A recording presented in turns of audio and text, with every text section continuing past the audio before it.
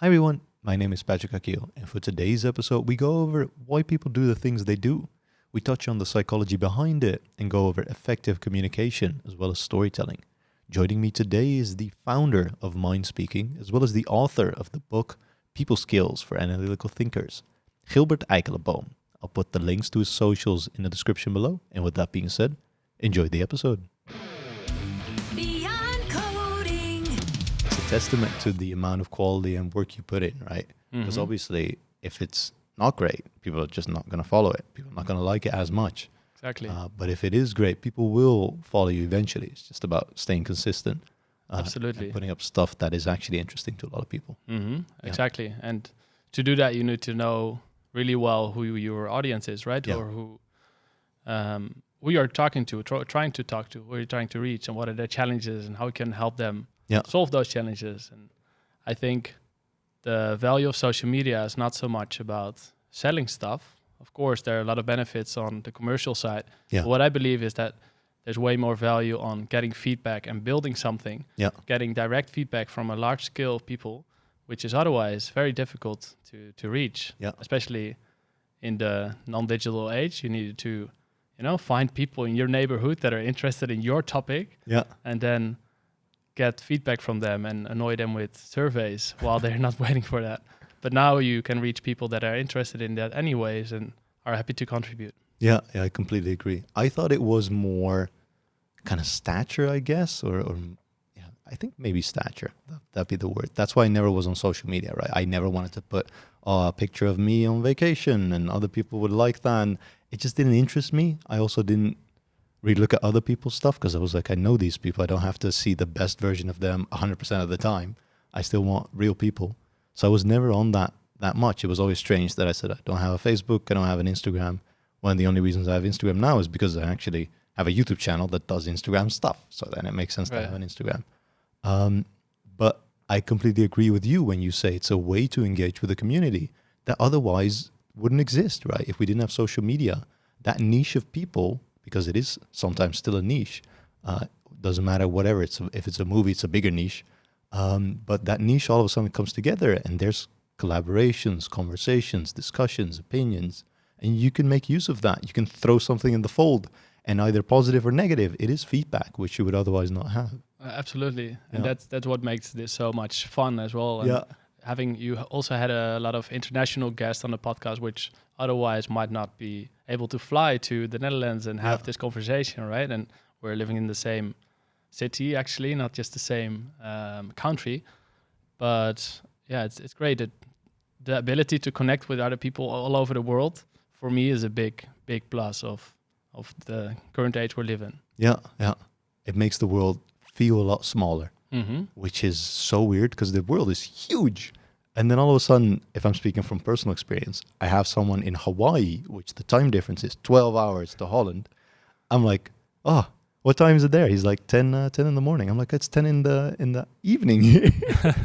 But we're still having this conversation. Exactly. Which is quite cool. So I looked you up online, and I didn't expect this, but you were actually a professional poker player before any of this? Yeah, that's right. So this all started when I was a student. When I was 18 years old, I was studying in Maastricht, in the very south of the Netherlands. Yeah. And I was visiting a friend, and he was playing poker online. And to me, it was this game of cigars and whiskey and casinos. But I've always been interested in games, board games and other type of games. So I was very curious to learn more about it. And this friend taught me the rules, just the basics of poker. Yeah. Because I had no idea. And then I started playing online just for play money, just for chips that are not worth anything, not even $1. Yeah. Just to try out the game, and I lost and I lost and I lost. And at some point I got a little bit better. And what you could do is at some point if you have a lot of those free chips, you could sell them. If you have 1 million of them, some people buy them for $10. I still don't know why. But I sold them for $10 and I did it a few times. And then I started playing on the lowest tables of 1-2 cents, right? With my small amounts of money. In the beginning, I still lost because now it was a bit more serious, not just for free money.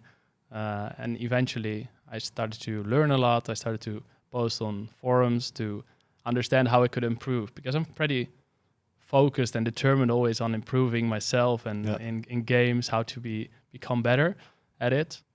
And slowly that grew. And at some point after 1.5 years of mostly having fun, I decided to have a conversation with my parents about it, because Was everything online up until that point? almost everything. I had some experience playing in casinos, but then you're only able to play one hand at the same time. Yeah. And also people don't really talk on the poker table. It's a kind of a table like this, and it's pretty big, and people are very focused on themselves. For me, it was not very much fun. Yeah. Because one, there was no conversation, no connection between people. Yeah. And two, there was barely any poker playing, because you could only play once every 10 hands or something. Yeah. And online, how would you do that? Would you have multiple tabs open with different games? Yeah, I would play Really? 6 to 8 tables at the same time. Oh, damn. And what made it interesting for me is that I bought all the data every month of a certain website that mined all the data of all the poker games on that website. Yeah. And I could upload that or use that in my database, and that helped me. Every time I joined the table, I could see all the different players and their playing styles, if they're aggressive. And if I clicked on one of the players, I saw like 100 statistics that told me, what to do, how to determine my next best action. Yeah. And that made it interesting for me, because poker is a game of mathematics and statistics. And that's what I loved about it. Because if I understand you correctly, that's kind of the contradiction I had initially, because if you're saying everything is online, I would be like, there's not a lot of information to get from that, right? I played poker in real life as a kid, and a guy had a tell. His knee started shaking when he had a good hand. Then obviously I know he had a good hand, so I would fold. But online, you don't have that. No one's virtual knee is going to shake. That's true. But what you said is you had historical data that you imported into a database, and then you would see kind of statistics on the players you were facing. Indeed. And next to that, you could pick up some light psychological cues, like if people bet instantly, for example, it might be because someone is tilting, someone is very emotional and is just getting frustrated. Here are all the chips in the middle. I don't care anymore. But mostly it's all about, this quantitative analysis from the data that you have available. Interesting. And that's what I loved about it. Yeah. So that also helped me to grow slowly. And at some point I had this conversation with my parents. I was not really looking forward to it because my plan was to share with them what I had been doing, and also that I wanted to quit my studies for some time, because I was making winnings, and it was not, just $100 per month. So for me, it was like, okay, I want to take this opportunity. So I wanted to discuss with them. I was not looking forward to the conversation, but actually they were quite supportive. That's cool. So I'm very happy. So maybe also because I could show, okay, this is not just 1 month, but consistent winnings, and of course it goes like this, but some variants. But but I really enjoyed that, and at some point I did not enjoy it as much anymore. Because it was kind of a crossing point, a decision point for me. What will I do? Will I move on with poker? Some of my friends, they moved to Malta to play there for a year full time. Interesting. Yeah, and it was quite tempting because they had a nice apartment and the beach and everything. But for me, the poker world was quite narrow as well. It is a lot about poker, and you don't add any value. The only value you gain is money from other people. You take value. Exactly, you take value, and a part of it goes to the house, a very commercial organization. So to the company that is hosting the poker game. So to me, it was a bit empty or something. People were talking a lot about poker, and for me, I wanted to grow more as a person, and there's so much more to explore. And we talked about Barcelona. We've both been there, and for me, travel is the opportunity to explore and to find out new things. And also the poker world is so small. There's so much more to explore in the world, and that's why I decided to quit. That makes sense. I mean, if I would boil it down, poker to me is exactly as you say. You take the value, right? Even if you have a standard job, people would say salary is not the number one priority, right? It's growth, personal learnings, opportunity, experience, environment, the people you work with, stuff like that already contributes, and it has nothing to do with salary. Sure, salary is an important factor, right? It's a livelihood and you use it day to day. But in poker, it would be, I would say, the money plus the psychology, because I do think that is interesting, right? Why people do the things they do. I didn't even think about when you said when people throw in or make a bet. I don't know poker, so if I'm if I'm messing up the terms, that's because of it. But if people are making a bet and they're doing it quickly, that might be because they're tilting. That might be because they're emotional. That might be because they're upset. Stuff like that goes into that as well. Yeah. Absolutely. So it's kind of a combination between the data and also a bit of psychology. Yeah. I think the more you play online, or online compared to the live world, is more about data, even because you have more statistics, you have more, and you have less information about the psychological part, right? If someone takes a sip on the poker table, that might tell you something, but you don't see that online. Yeah. That's crazy. Yeah. Did you then, because you left poker behind at some point, did you still continue with the psychology part? Like, is that still kind of a thread in what you do now? Yeah, absolutely. I like the question. Yes, because I've always been interested in psychology. My background is I studied behavioral science and so behavioral economics, and I really like that because it's about how people make decisions, right? It's very much related to poker. Exactly. And also to the business world, how people make decisions, because data is supposed to help other people make better decisions, right? So the better you know how people make decisions currently, the better you know how your data can support to make faster or more confident decisions. Yeah. And I've read a bunch of books about psychology. I cannot get enough about it. Sometimes I tell myself, hey, I want to read more novels, right? Because I generally enjoy them as well. Yeah. But then at the end of the year, when I look back what type of books I've read, then it's mostly about psychology and a bit of personal development as well. So that combination. Nice. You touched upon why people make the decisions they do. I struggle with this because I think a lot of who you are as a person is how you were brought up, right? It's the kind of nature versus nurture discussion.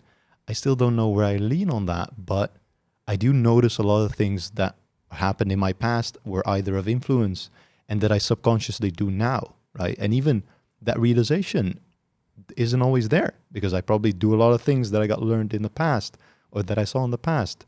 And I don't know how much of it is in control or out of my control, basically. Well, what's your thought on that? Do people consciously make decisions, or is a lot of it influenced by kind of your upbringing and your nature in that way? Or nurture? It will be nurture. Yeah, so almost everything is unconscious. Almost all our behavior. There has been some research by Professor Zaltman from Harvard University. Yeah. So he mainly researched purchasing decisions, so decisions about buying something. And he found that 98% of the purchasing decisions were actually mostly influenced by the unconscious mind. Yeah. Which shows that, even though we sometimes think that we make decisions on a rational basis, and we want to provide more evidence, more facts, more data, more about the technology, the details, actually most people make decisions more based on other things, on intuition, and emotions play a big role as well. Yeah.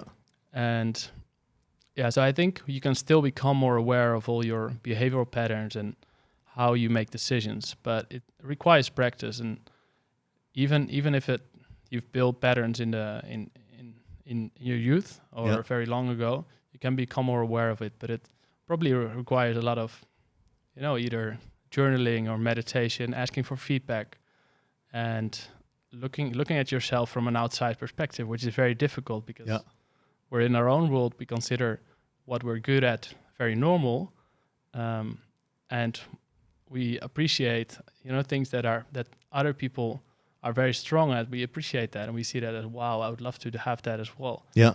Even though those people might think the same about themselves, thinking, this is normal. For me, it's very easy to make decisions or to be confident or to give a presentation, while someone else says, wow, I find it so difficult to give presentations or I get nervous. But maybe that same person is very, very self-reflective, has a lot of patience, has a great ability to ask questions. Yeah.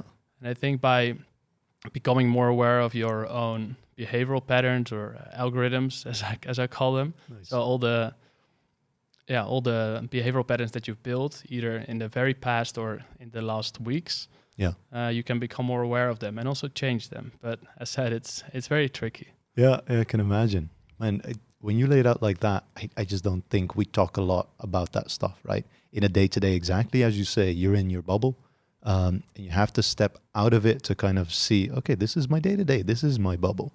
And for me, usually that's a conversation where I'm like, okay, can you give me feedback or an actual reflection moment that I've planned and scheduled and that I don't move forward, because sometimes I also skip those.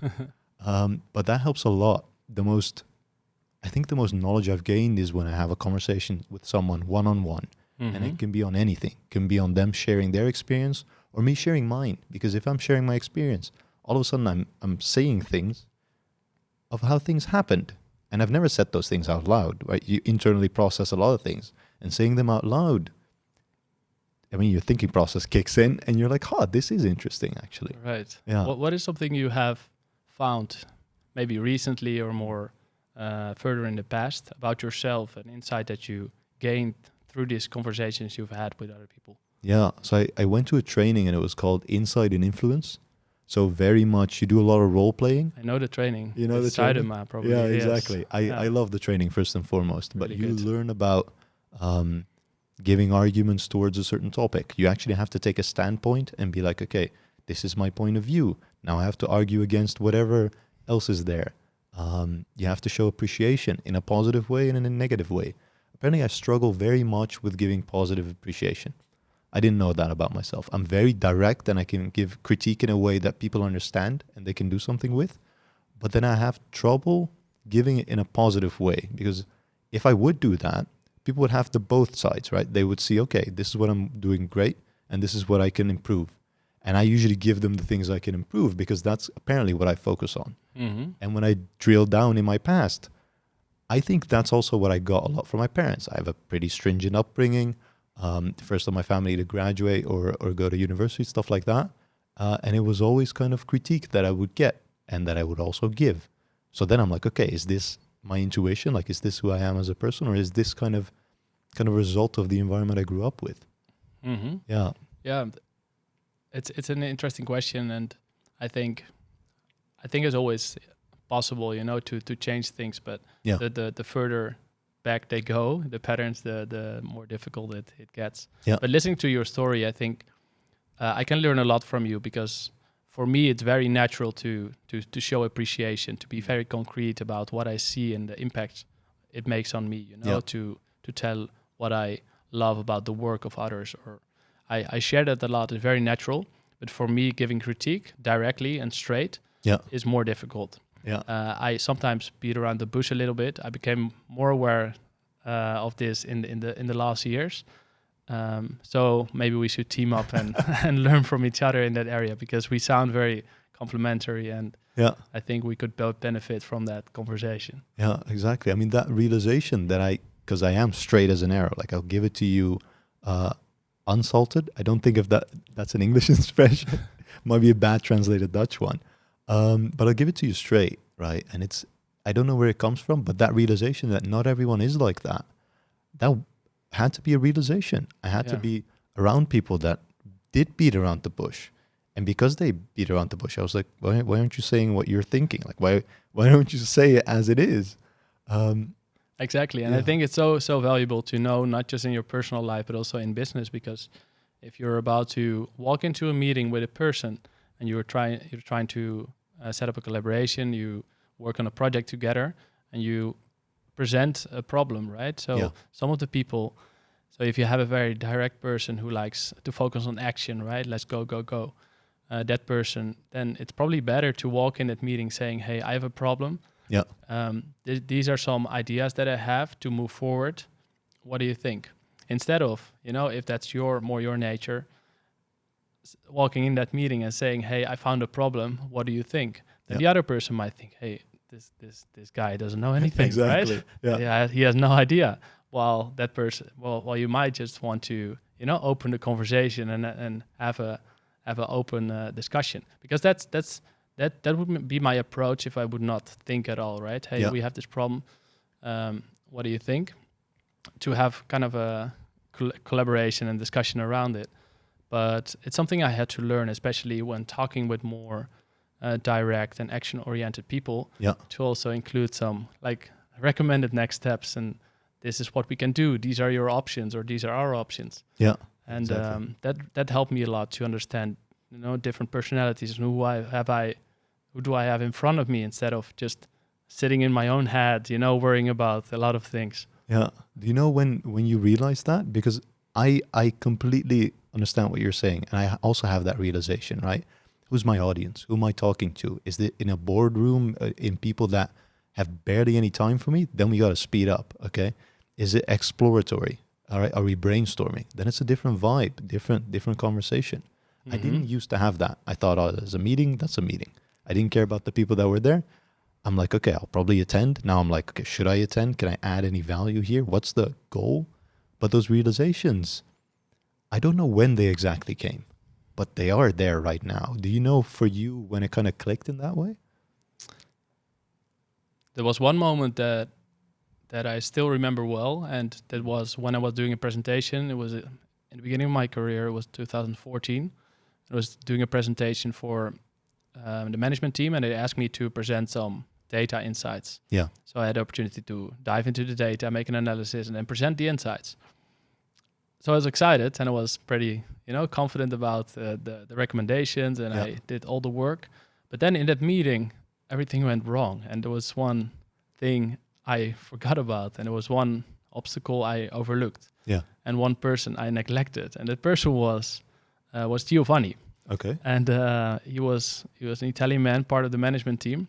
And in that meeting, he bounced off all my ideas. Really? So it really didn't work. Yeah. But I didn't think about him, right? Or who's my audience, or what do they find important? And I was mostly considering, okay, what is the analysis that I've made? What are the recommendations?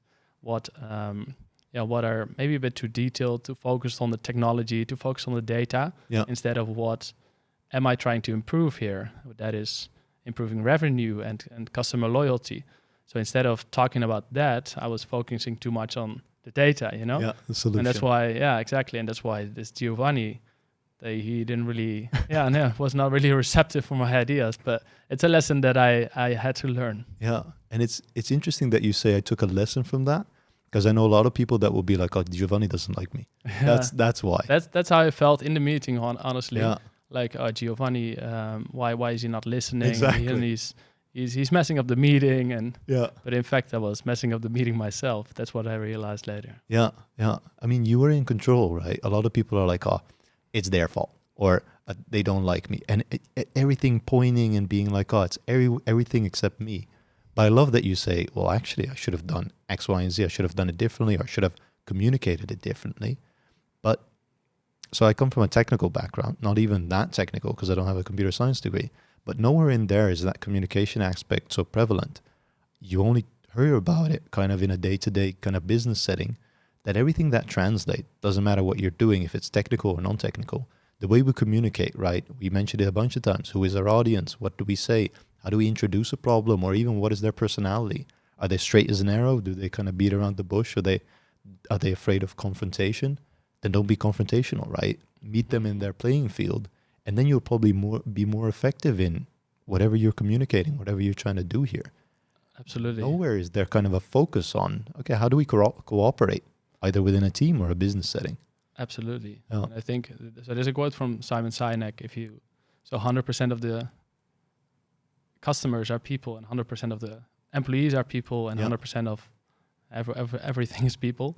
So, if you don't know about people, you don't know about business. Yeah. And I totally agree with that. And I think there's so much to learn. And if we take a more conscious view and taking a step back from all the work we've done, and even though people as working in technology or in data, you might be very proud of your work. You've worked very hard. You might want to include everything in there, to show all the work you've done. But probably the executive is not doesn't care about that. You should have build the trust that you are the right person for the job before the meeting. Yeah. And then in the meeting, focus on, what's the next step? What's the recommendation? And how will it contribute to that person? And I think it's so important to step back and understand, okay, what person do I have in front of me? What is his or her personality, the goals, and the challenges? And if you have that clear, everything will be easier. Yeah, I completely agree. When you said kind of the executive doesn't really care for how you did it, it brings me back into when I was kind of a junior engineer, where I really started out. That was my first job. I was very much focused on, okay, how do I make it work? How even do I do this thing that I need to do? And then once you're comfortable with that, you move on to the what, right? Do we actually need to do this? What are the other options? Can't we do X, Y, and Z instead? And then you focus on the why when you're a bit more mature. Why are we doing this in the first place? Shouldn't we be doing something else? If this is actually our goal, then we should be doing these things. And I think the bigger your sphere of influence is, the more you're thinking about that why, right? It's very much vision and very much vague. And then what needs to happen and how it needs to happen is kind of on a smaller scale, smaller sphere of influence in that as well. Absolutely. And some people tell me that they are not interested in becoming a manager or director level, right? Which is totally fine. You can stay as a individual contributor and become more an expert role, and that's totally fine. But still in that position, if you don't work on your communication skills, on your collaboration and understanding, how you can best communicate your message, then your impact is probably quite limited, and all the hard work that you've put in is going to be not visible or little impactful. And that's the biggest complaint or negative thing that people talk about. People are not using my work and they're just putting it in a drawer somewhere, it stays in the inbox on the bottom of the page. And to me, it's, of course, I can relate to it because I felt it myself as well. But to me, there's a way out. There's a way to improve, and for sure, the way to improve is not to blame other people and tell them that they're mistaking, but look at yourself. Hey, what can I do to improve the situation? And for me, that's a big lesson that I learned from the 7 Habits. I think it was one of the books that is behind you. Yeah, absolutely. Yeah, it's one of the first books that I read in that genre. And when I picked it up, it was before I started my first job at Cognizant. I went to Cuba for 3 weeks and I took that book. I think my mom gave it to me. Nice. And I thought it was a book more about business because it talks about, or the title says effective people, right? Yeah. But in fact, it helped me so much to think about what my life should look like. The bigger questions, am I happy when I pass away? What type of life do I want to have? Yeah. And what can I do today to get a little bit closer? To me, it's a fantastic book. And I think people don't do that enough, take a step back. And it's so easy to get into the race of doing things and just living your life without knowing where all this is going. And with a little bit more reflection and taking a step back, I think you can design your life that is closer to you, right? Because everyone enjoys something differently. And it's really something I would like to contribute to. I'm thinking a lot about this, how I can help other people live a life that is more true to themselves. Yeah. And it's maybe less focused on business, but maybe this is all in 10 years or something. Yeah, I mean, you want to be happy, right? You need to know what makes you happy in the first place. I think a big part, what you also mentioned, is people want to work on important stuff, right? If you work on something, you put your heart and soul into it, and it's not being used, right? It's on the bottom of the page somewhere, no one sees it.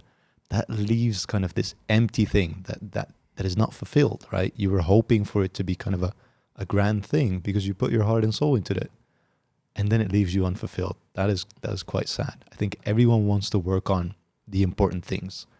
The thing is, not everyone does that, but everyone does or is able to influence that, right? Mm-hmm. Because the only thing you need to do is ask yourself those questions. If you don't know the answer, seek for the answers with your colleagues or your manager or whoever is involved in there. If they cannot explain it to you, then are you doing the right thing? Yes or no? It's pretty obvious in that way. Mm-hmm. Absolutely.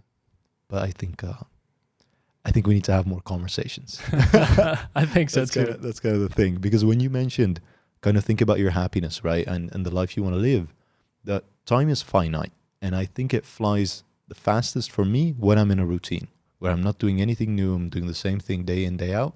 Sure, there's little changes here and there, but then time flies. And all of a sudden I'm like, oh, we're a month further.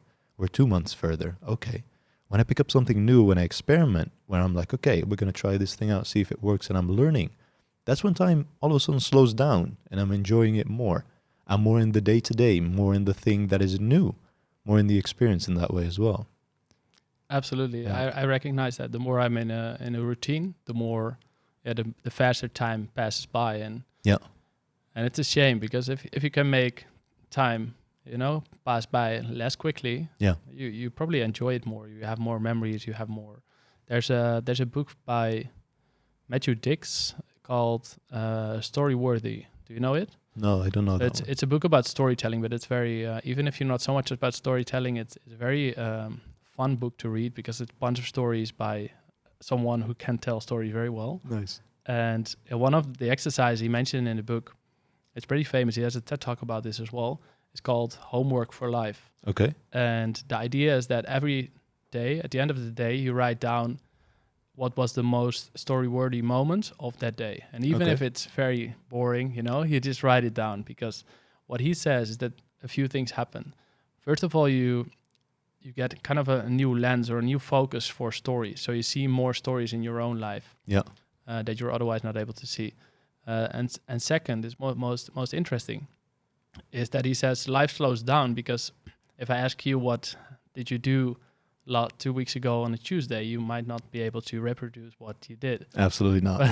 But if you write it down, there's a bigger likelihood that you actually remember, and that's why you have all these memories that you're more actively storing in your consciousness, and you can also relive them.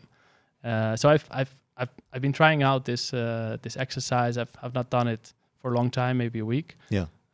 But it's also something I try to do. These new things and like experimentation, and see what I can change from my routine. Because I agree with you. If you do that, then life slows down. Exactly. Right. I mean, because time is finite, everything that slows down, all of a sudden you're like, oh, we have more time, right? Wouldn't you want to have more time to do whatever it is, to live your life, to experience? Why not, right? Exactly. You don't want, I mean, as a kid, I wanted time to speed up because I wanted to be an adult. But now that you're there, you're like, slow down, slow down. Exactly. Everything's going so fast. That's also what I recognize with my business. So I started my business 2 years ago. Yeah. First next to my job at Capgemini, and then more, and then 4 days a week, 3 days a week, and then I quit my job. Yeah. So first part-time, then now full-time entrepreneur. And I've been very stressed in the last years. Really? Because I can be very action-oriented, especially with myself. I can be very hard on myself. I need to do more, because I really wanted to make Mind Speaking, my company, work. Yeah. So I put a lot of effort in it, and always was looking, okay, what can I do extra to move forward? Exactly. But to me, that also gave a lot of stress. Was a lot of uncertainty, and now I'm way more relaxed.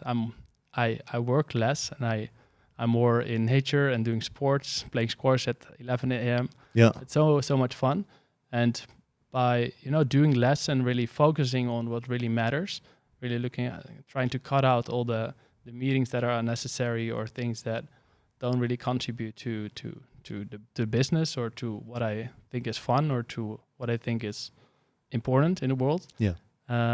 There's so much more joy and less stress, and also less time slows down as well. Yeah. So I think it's important for everyone, no matter what type of job you have, to look at your calendar, once a week, and look at, hey, what do I actually want to achieve in this week, and what contributes to that, and what can I maybe kick out, so that you're not focusing so much and wasting so much time on things you don't enjoy, or are not really contributing to your organization. Yeah, that makes sense.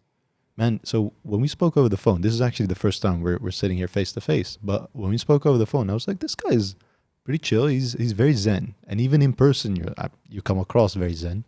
So when you said I was really stressed, yeah, that doesn't really translate, right? Yeah. But I do think the people that are kind of high achievers or overachievers put that kind of pressure on themselves, right? Absolutely. And I think even worse is when you're kind of perfectionist, because nothing's ever going to be perfect. So then you're striving towards something that is very hard to attain, or even impossible in some cases. And then you get stressed out, right? Because that is not necessarily something you can control. Mm-hmm. I lost my breath there. Yeah, control your breath. Yeah, exactly. But so you mentioned mind speaking. When did you start this up? Was it like 2 years ago during the Yeah, pandemic? 2 years ago during the pandemic. Yeah. What are kind of the learnings you have had along the way? So this is one thing, right? Slow it down and think about the business and enjoy the ride. Don't put too much pressure on yourself, and things will happen and fall into place. You just need some time. Uh-huh. But what is something else? Yeah, some of the things. There's so many things I've learned. So one of them in the beginning I focused more on B2C. So giving training to data scientists and analysts who could register themselves via my website, buy a ticket, and then join the training. Now I focus only on B2B. This makes my life much easier because there are bigger budgets. There are a lot of groups at the same time. Yeah. So that's one learning, but maybe it's not too relevant for other people, especially if you're not an entrepreneur. But also, go in even more about on self-awareness and discovering yourself. What are my strengths? How can I contribute to an organization? Yeah. What am I good at, and what am I not so good at? What can I?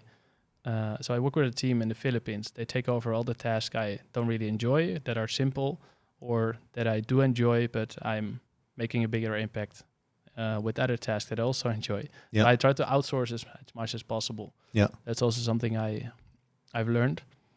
And to take more time to, maybe it's related to the other one, but also if I schedule a meeting, no back-to-back meetings, always breaks in between.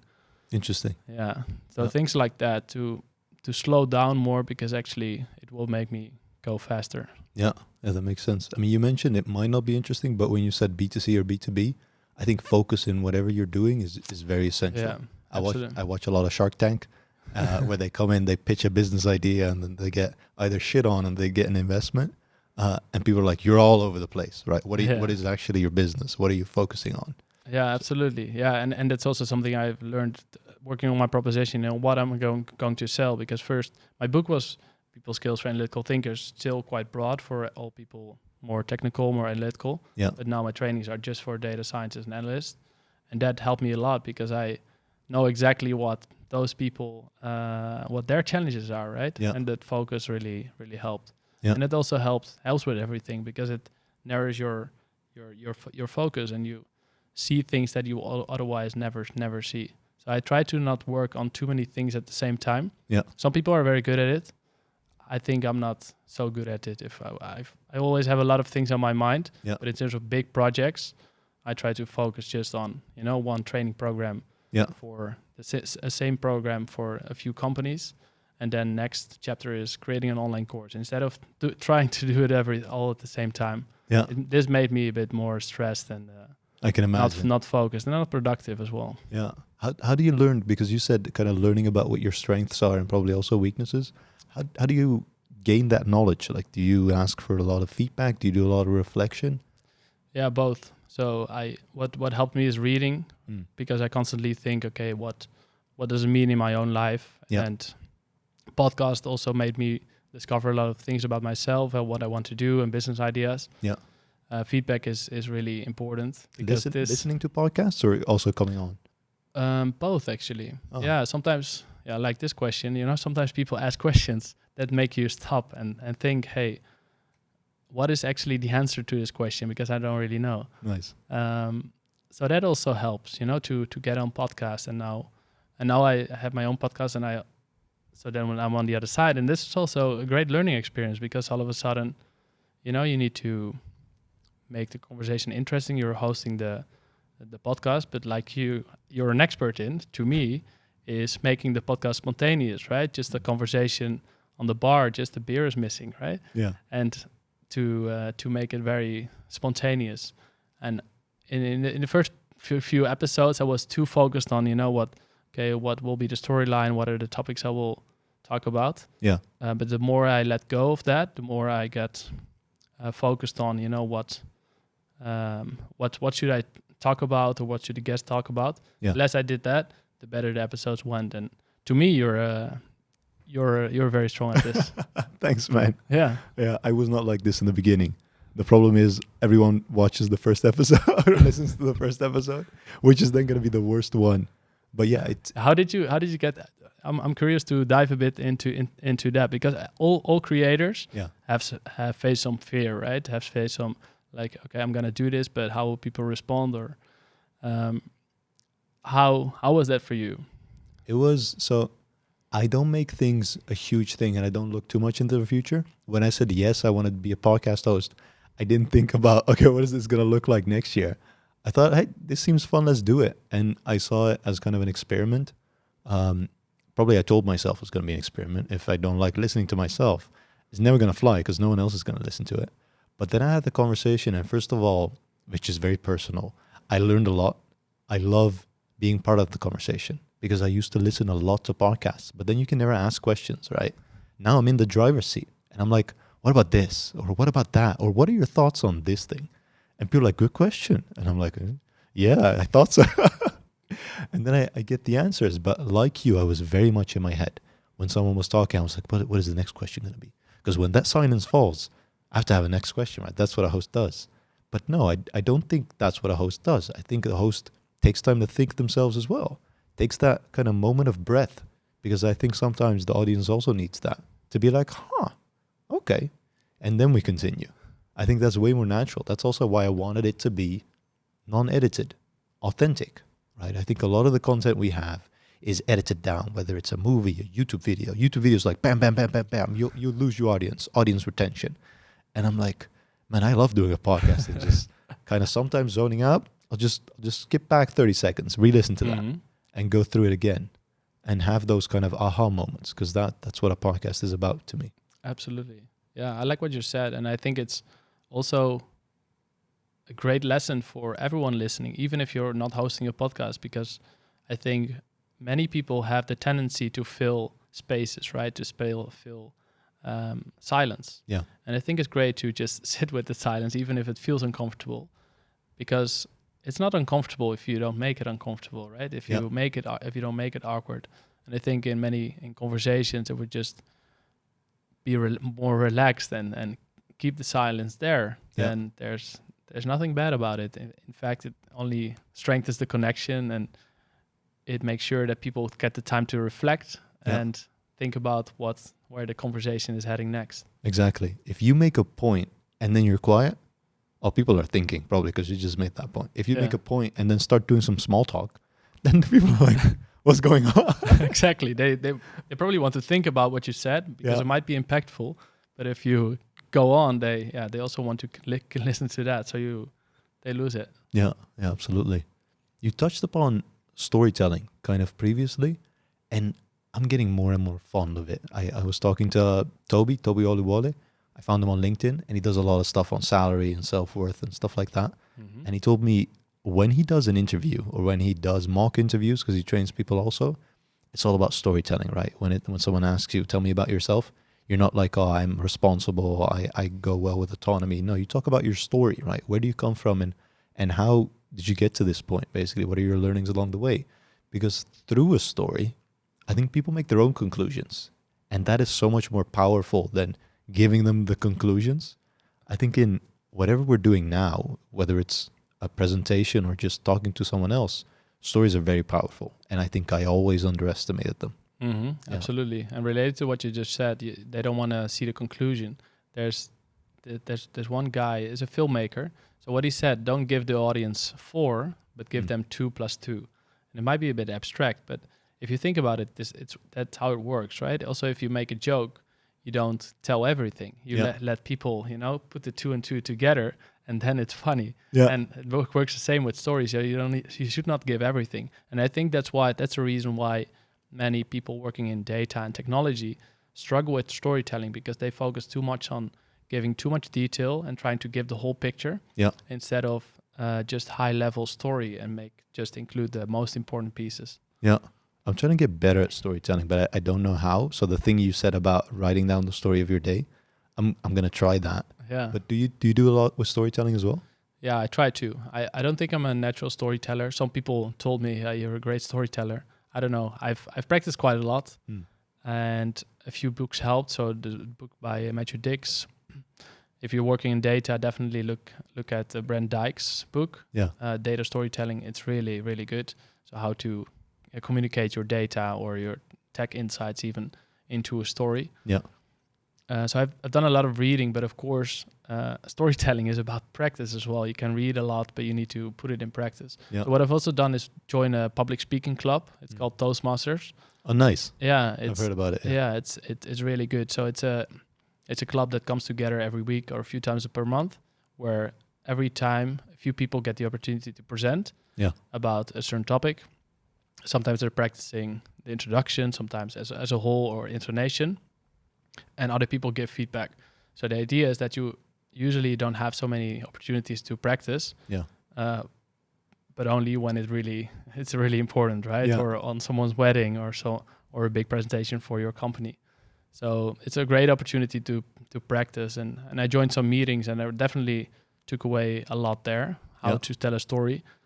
And also in my presentations that I do for companies and in my trainings, I include a lot of stories, and I see that it works because people love stories. They did a lot of research on the brain when telling stories, and they actually see that the audience's brains synchronize if you tell a story.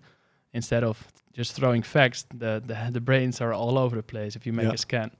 And also, if you want to be persuasive, you need to focus more on the emotional brain, the emotional part of the brain, and the decision making is really influenced by emotions, as we talked about. Yeah. So when we talk through a story, then we actually become less defensive, and we become like childs, just listening to the story like we were as a 4-year-old. Yeah.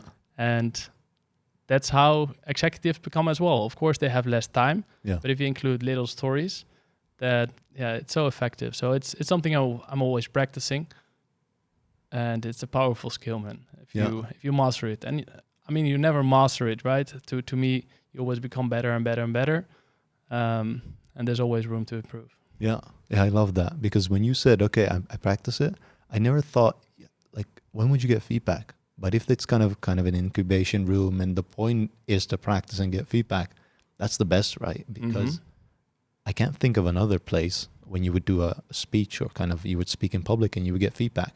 Either people would say, you're pretty good, and they wouldn't really give you the truth, or you would actually be good, or they'd be like, it's actually quite shit, and you would never hear which points were not as good.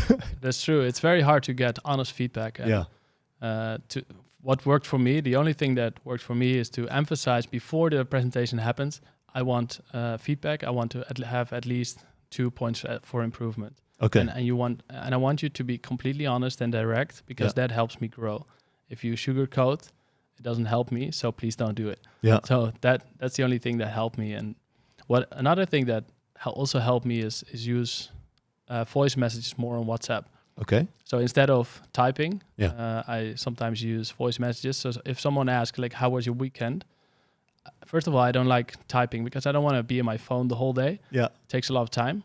And I think it's more fun and a way to practice your communication skills and your storytelling skills as well, to make a little story from it. And then you can listen back, right? It may be cringy in the beginning, but if you listen back to yourself, you can see, hey, how did you start and how did you end? Yeah. Did you include stories or mostly about facts? Did you say, hey, I had a nice weekend, I played football, then I went to the beach and I went to my parents? Yeah. It's very boring. Or do you tell a story about, how the football match went or what happened, and focus more on the tension and the conflict in the story instead of just the bullet points with "and" in between? Yeah. Man, you sent me a voice message and I would have never thought I was part of this kind of experience thing. Yeah, so it's all part of the experiment. Yeah. I like that, actually. If you can incorporate little experiments in your kind of day-to-day and you can learn from that, and that I think would bring a lot of joy. I might do that. I never had a reason to do voice messages. I call a lot. Maybe that's also because of it. I don't like texting as much either. But then I noticed when you send me a voice message, I probably replied in text. I didn't send you a voice message back. Yeah. And I don't mind. I did get feedback from a good friend who's very action oriented, Yeah. And he says, I'm at work, right? Yeah. I cannot really listen. And then I tell him there's no rush, right? Otherwise I would call you. Yeah, exactly. So, Or I mean, sometimes I send him a text Yeah. instead of a voice message. But sometimes I also think, never mind. It's this is the way I want to communicate now. So Yeah, exactly. you deal with it. Yeah, you deal with it. Yeah. Man, I call a lot. That's usually my go-to, right? I like having a conversation that's direct, synchronous, and if it's not direct, then yeah, text is fine. But a text can be interpreted in so many ways. That is a problem. Absolutely. And that has been also a problem in the past. Yeah? Yeah. Do you have a specific example? I mean, I did. So my girlfriend, when I met her, we had a month in Amsterdam, and then she moved to London to do her master's. So that was a half year in London. And yeah, we texted a lot, and a lot of stuff sometimes got misinterpreted. Oh, you're not actually mad. Oh no, how'd you get that? Oh yeah, I thought X, Y, and Z. Well, that's not there. That's all in your mind. And then you have to be like, okay, that is actually all in my mind, and it doesn't actually say that. But that's the only thing we have, right? Plain text is a reason why we like communicating and we don't like talking to a screen and being like on a Zoom call, because there's a lot of nonverbal stuff. There's a lot of intonation. I can look you in the eyes and be like, this is really important. And you don't really have that in a Zoom call, right? Absolutely. A lot of stuff goes into communication, and text is like the most basic version we have. Absolutely. Yeah. And the challenge is the more tension is in a certain situation, or if you're in a conflict, some people, they tend to, send an email or a text instead because it's safer, it's less vulnerable. Yeah. They don't want to face the conversation and what's happening. Yeah. But of course, it makes it worse, right? Things get misinterpreted. There's a lot of assumptions in everything. Yeah. And everything goes wrong. Yeah. So that's what I've learned, to always have a conversation. Now when I have a problem with something that someone said or did, or I feel the conversation or the collaboration is not going well. Yeah. For me now it's very easy to say, let's talk and have a real conversation. Exactly. Of course, sometimes I feel a bit of tension because I think, okay, I'm not sure what's going to happen. Yeah. But I'm very determined, and it helped me a lot. I think it taught me to always have the conversation and address what's on the table, even though people don't mention it. So I'm always the first one to say, hey, let's talk about it. I like that. I think that is very effective, right? I'm a consultant. I go from client to client. When I'm like, okay, their communication is email, I try it. If it's not effective, the second it's not effective, I'm like, let's jump in a call, because I've sent one email, 2 emails. I've had enough, because I don't want to go back and forth and then days go past. I'm like, let's set up a date. Let's discuss this and let's be effective together. And people usually are open to that. It's just sometimes they don't take initiative. True. Yeah. Man, I love how this conversation flowed, man. We kind of went all over the place. A lot to do about psychology and why people do the things they do. And I love learning about your stuff, man. I could do this for ages, but I think I want to round it off here. Is there anything you still want to share with the audience? No, I think one message I would like to end with is, even if you have a more analytical profile, if you work in technology and you're more interested in tech and data, that's totally fine.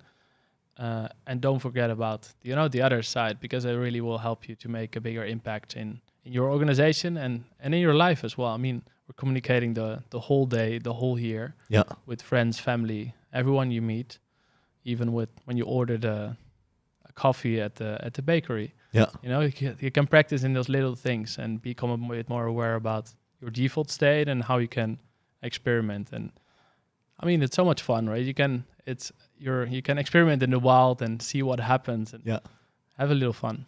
Yeah, I 100% agree with that, man. I'm going to do a little experience. I'm not going to tell people about them. Cool. Gilbert Eijkelenboom. I'm going to put all the links to his socials in the description below. And with that being said, we'll see you on the next one.